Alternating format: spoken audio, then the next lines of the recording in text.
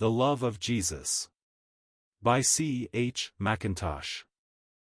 In looking at Revelation 1 verses 5 to 6, we can trace the following actings of love. First, love thinks of its objects.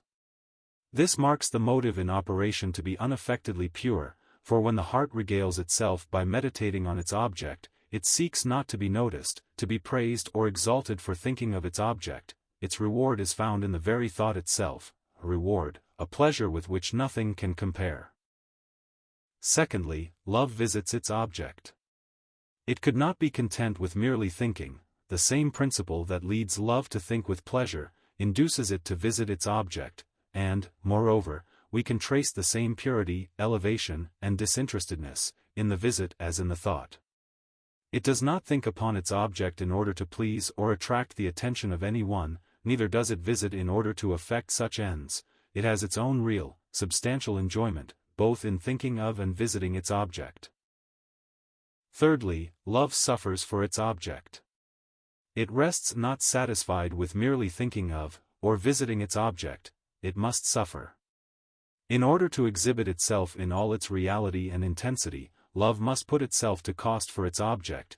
It must spend and be spent, not because it expects a return, but simply because it will express itself in a way not to be mistaken. Love never thinks of what it may reap for itself in thus suffering. No, it simply contemplates its object, in thinking of, visiting, and suffering for it. Fourthly, love exalts its object. This is the highest point.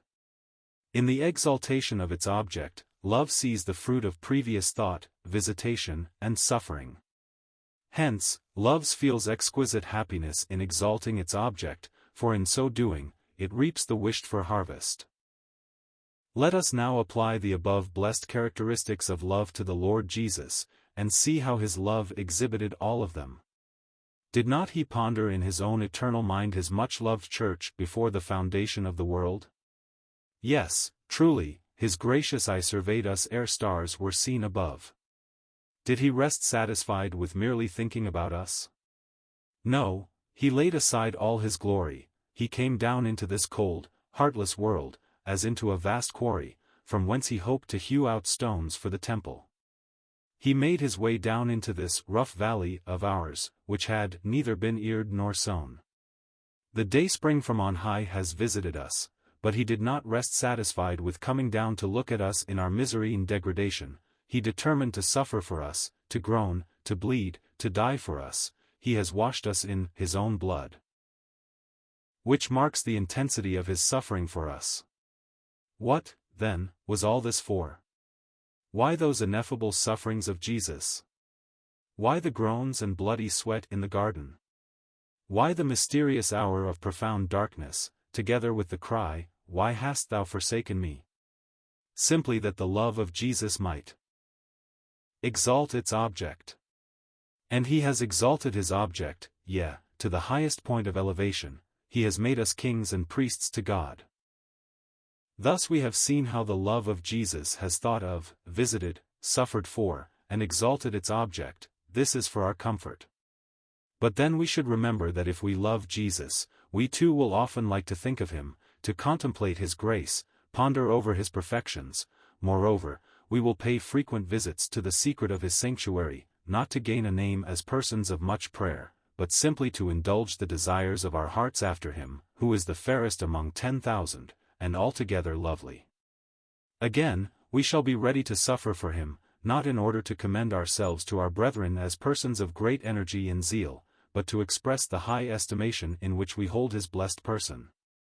Finally, it will be our constant effort to exalt him in every place. Our constant cry will be, "O magnify the Lord with me, and let us exalt his name together." Let us earnestly pray for such a deep tide of divine love in our poor, cold, narrow, selfish hearts, as will make our service not the mere spurt of imperfect zeal, kindled by the unhallowed spark of human opinion, but the calm, steady, constant flow of unalterable affection for Jesus, that affection which has its primary joy in pondering over its object, ere it comes forth as an actor or a sufferer in his cause.